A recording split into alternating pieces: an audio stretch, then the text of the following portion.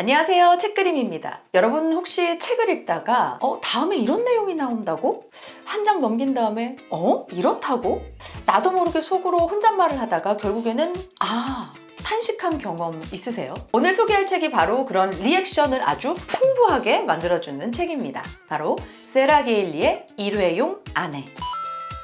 제목부터 굉장히 파격적이죠. 아내가 일회용이라니 도대체 무슨 일일까요? 이 책은 SF 장편 소설이면서 심리소설, 스릴러의 장르를 모두 가지고 있는 소설인데요. 개인적으로 최근에 감성을 자극하는 에세이를 많이 읽어서 그런지 이런 짜릿함을 느낀 게 참 오랜만이었습니다.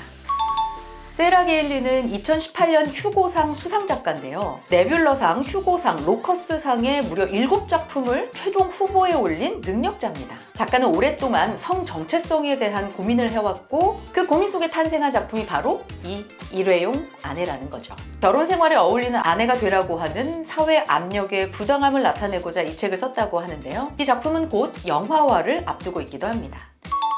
일회용 아내는 복제인간을 중심 소재로 삼고 있는데요. 쌍둥이도 아닌데 나랑 똑 닮은 존재가 이 세상 어디에 존재하고 있다? 이 사실만으로도 두려움이 앞설 것 같아요. 기존에 우리가 접했던 복제인간에 대한 소설이나 영화를 보면 클론이 주인공으로서 자신의 정체성을 알게 되어 혼란을 겪고 자아 정체성에 대해 고민한 후 자기 삶을 주체적으로 이어나가는 이야기들이 많았죠. 또는 클론을 통해서 망상에 가까운 제국을 구현하려는 미친 자의 최후를 볼 수 있는 작품도 있었습니다. 클론에 대한 윤리적이고 도덕적인 주제가 사실 가장 먼저 떠오르시겠지만 이 책은 그것 이상의 주제가 녹아 있습니다. 대개의 작품이 복제인간이 주인공이 되어 극이 진행되는데 일회용 아내는 복제인간을 만들어내는 기술을 개발한 과학자 에벌린의 목소리로 서사가 진행됩니다.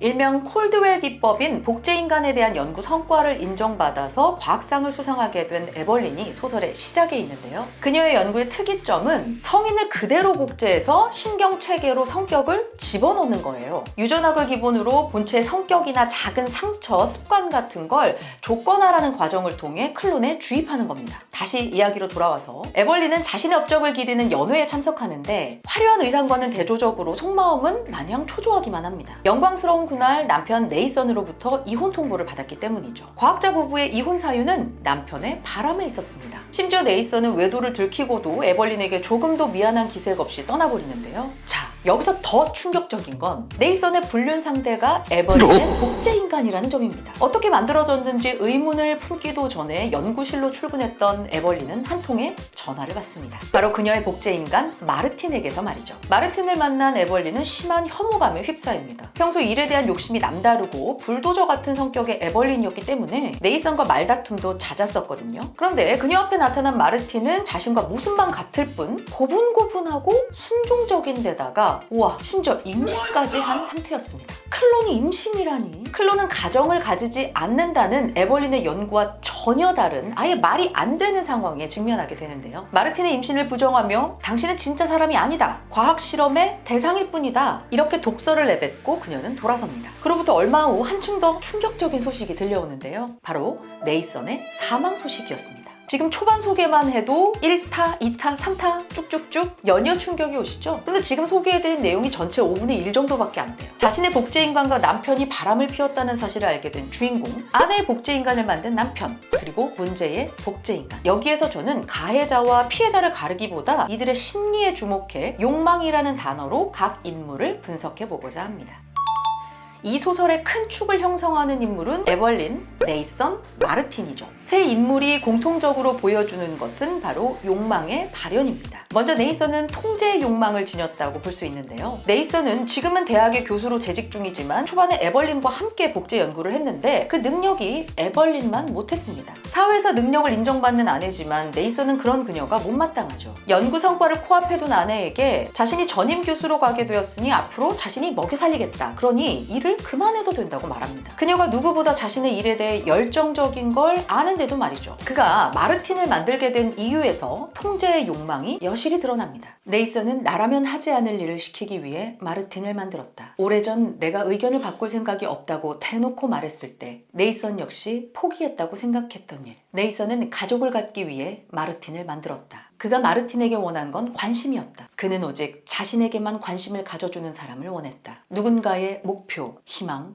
두려움, 욕구가 오직 자신의 기분과 요구에 의해서만 영향받기를 원한 것이다. 네이선은 자기가 원하는 아이보다 이를 선택한 아내를 두고 아내 유전자에서 자신이 원하지 않는 요소를 제거해 순종적인 제2의 아내를 만든 겁니다. 그럼 기왕 만드는 거 굳이 왜 얼굴까지 똑같이 만들었을까요? 그건 아마도 자신의 실력적 결함으로 인한 아내에 대한 열등감을 클론을 통해 억지로라도 지배해보겠다는 우월감을 느끼고 싶었던 건 아닐까요? 이렇듯 가정 내의 전통적인 성 역할에 대해 생각해보게 만드는 대목이었습니다. 여성이기 때문에 일과 아내라는 입장이 양립하기 힘든 현실 속에서 에벌린은 일의 욕망을 드러냅니다. 자기의 삶과 커리어가 중요한 에벌린은 네이선과의 동거 시절부터 아이에 대해 거부 의사를 밝혔었는데요. 그런데 그건 에벌린 혼자만의 생각이었을까요? 네이선은 아이가 우리 꿈을 파괴하고 우리가 쌓고 있는 경력을 무너뜨릴 거라는 사실을 이해하지 못했다. 나를 3년 동안이나 알아놓고 내가 끝없이 일하는 걸 봐놓고 내가 이쪽 분야에서 곧 이름을 떨치리란 걸 알면서도 그 모든 것에도 불구하고 그는 내가 아이를 지울 거라고는 짐작도 하지 않았다. 그는 내게 필요한 건 오직 경력뿐이라는 사실을 이해하지 못했다. 사실 에벌린은 강압적인 아버지와 폭력을 거부하지 못하고 받아들이기만 한 어머니 아래에서 늘 어머니와 같은 삶은 살지 않겠다고, 어머니를 닮지 않겠다고 다짐해 왔습니다. 그런 그녀에게 삶의 목표는 자기 커리어였죠. 연구에 목숨을 걸고 이 분야에서 최고가 되겠다는 에벌린의 욕망은 아이와는 닿을 수 없는 평행선에 위치해 있었습니다. 네이선이 충분히 그런 자신에 대해 알고 있을 거라고 생각했지만 결과적으로는 아니었죠. 그런데 부부 사이의 중요한 문제에 있어서 에벌린이 독단적으로 일을 처리하는 부분이 있거든요. 이 면에 대해서는 좀 너무했다는 생각이 들었습니다. 과학기술의 발전과 인간의 이기심 사이에서 탄생한 복제인간 마르틴. 마르틴은 다른 사람의 기분을 맞춰주도록, 다시 말해서 다른 사람에게 복종하도록 프로그램됐는데요. 그런 그녀는 자아의 욕망을 드러냅니다. 마르틴은 내가 했던 작업에 맞서는 일을 할 예정이었다. 그녀는 자신이 자유의 몸이라는 걸 증명하려고 노력하는 중이었다. 그 목표에 동의하면 그게 타당하다고 인정하는 것이다. 그렇지만 동의하지 않으면 그녀의 자아실현 욕구가 내 연구 전체를 위협한다는 걸 인정하는 꼴이었다. 만약 이게 의지의 싸움이라면 나는 이미 패한 쪽이었다. 마르틴은 용감하게 행동하고 있었다. 비록 삶의 시작은 타의에 의한 것이었겠지만 자기 존재의 이유를 밝히고자 하는 의지를 보여주는 대목이었습니다.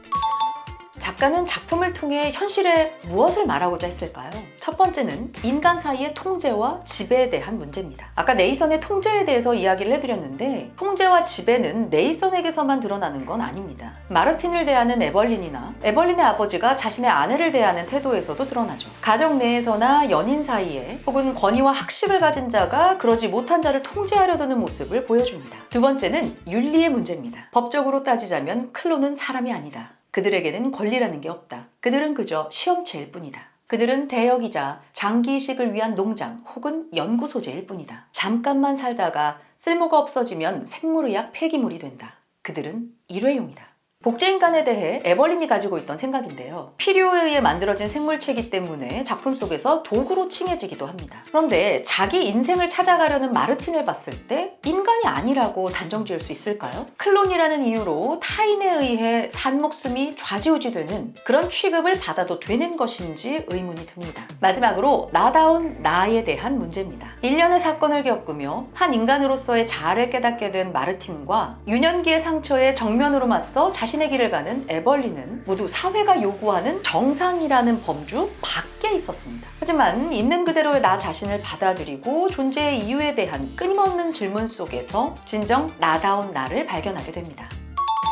네이선의 죽음 이후 에벌린과 마르틴은 모종의 일을 함께 도모하게 되고 그 안에서 생각지도 못한 사실들과 마주하게 됩니다. 본격 스릴러는 이제 시작입니다. 소설이기에 상상이 현실이 될 것 같은 쫄깃함, 한 인간의 내면을 따라가는 진지함, 폭넓은 주제에 대해 통찰해보자고 하는 물음까지 1회용 안에서 만나실 수 있습니다. 스릴 넘치는 세계로 여행을 떠날 준비가 되셨다면 구독과 좋아요 그리고 알람 설정 부탁드립니다. 구독은 저에게 큰 힘이 됩니다. 다음 시간에 만나요. 안녕!